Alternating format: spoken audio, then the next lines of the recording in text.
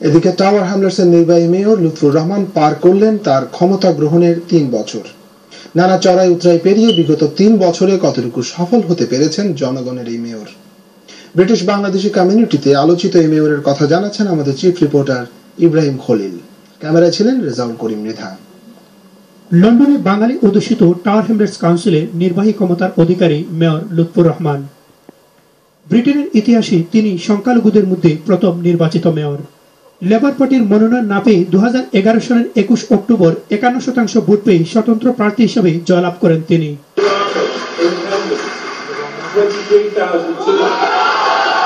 They want to see a mayor with a clear mandate to serve the people of Tower Hamlet.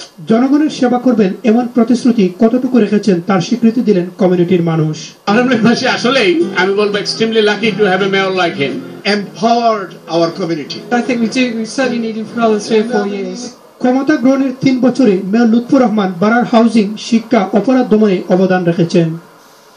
কেন্দ্রীয় সরকারের চরম funding কাটের সময় বারার বাসিন্দাদের জন্য বিকল্প এডুকেশন অ্যালাউন্স, ফ্রি স্কুল মিল, সর্বোচ্চ সংখ্যক সোশ্যাল হাউজিং নির্মাণ সহ নিজস্ব অর্থায়নে পুলিশ ক্রয় করে জাতীয়ভাবে আলোচিত ও প্রশংসিত হয়েছেন তিনি।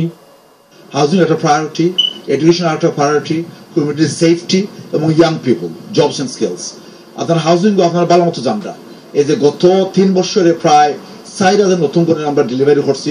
এডুকেশন আমার প্যাশন, এটা আমার খুবই একটা স্ট্রং প্রায়োরিটি, টপ প্রায়োরিটি। আমি চাই আমরা ছেলেমেয়েরা টপ ইউনিভার্সিটি যাইতা, ভালো লেখাপড়া করতা, ভালো জব পাইতা, চাকরি পাইতা, and to compete with the best in the country.